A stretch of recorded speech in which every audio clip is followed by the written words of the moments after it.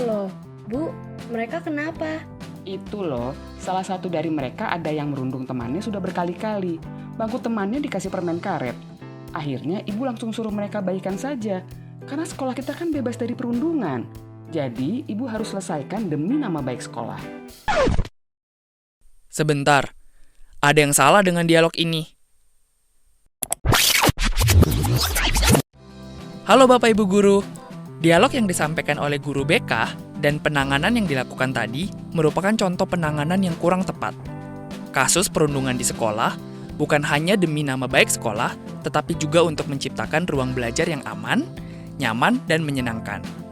Lalu, mekanisme pengaduan dan penanganan kasus seperti apa yang tepat di sekolah?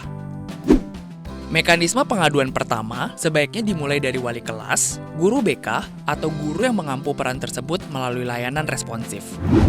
Ada baiknya, murid yang terlibat perundungan dapat dipisahkan dan diberikan akses konseling serta asesmen secara terpisah. Jika pelaku dan korban langsung disatukan dalam satu ruangan dan diminta langsung untuk berdamai dengan cepat, bisa jadi kasusnya hanya akan mereda sebentar, lalu kembali muncul karena akar perundungan tidak tersentuh.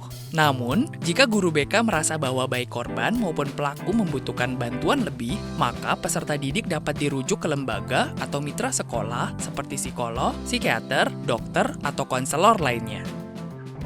Sebagai pendidik, kita dapat mengacu pada Peraturan Menteri Pendidikan dan Kebudayaan Nomor 82 Tahun 2015 tentang pencegahan dan penanggulangan tindak kekerasan di satuan pendidikan.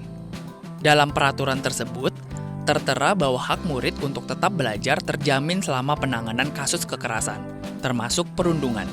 Artinya, pendidik bisa melakukan pembelajaran jarak jauh, kunjungan rumah, dan strategi lainnya yang sesuai dengan kebutuhan korban.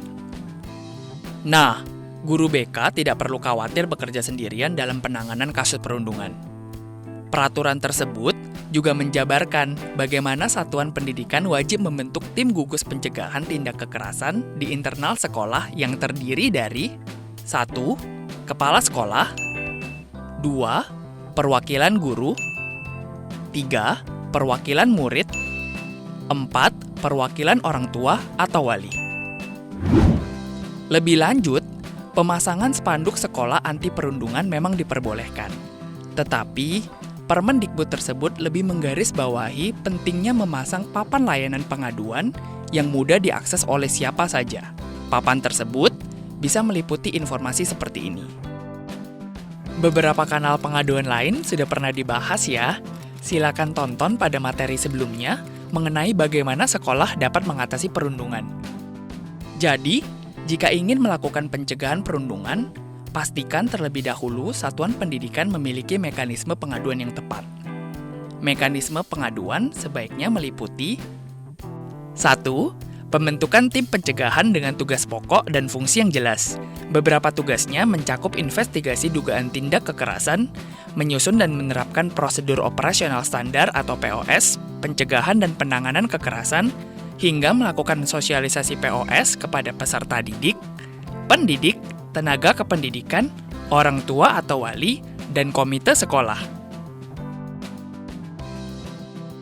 2. Layanan BK komprehensif yang mencakup konseling individu, konseling kelompok, hingga mempersiapkan sistem rujukan kepada pihak luar sekolah atau UPTD PPA apabila ada kasus serius. 3. Menyediakan informasi kanal pengaduan dan lembaga rujukan yang sesuai dengan kebutuhan korban. Hal ini mencakup penyediaan mekanisme pelaporan yang ramah anak dan aman, hingga berkoordinasi dengan pusat layanan daerah setempat dalam penanganan kasus kekerasan.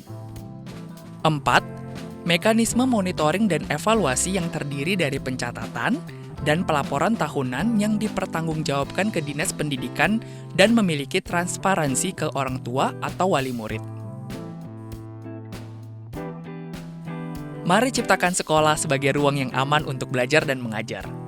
Dalam prosesnya, yuk berani untuk terus belajar menerima inovasi baru, termasuk dalam menghentikan perundungan.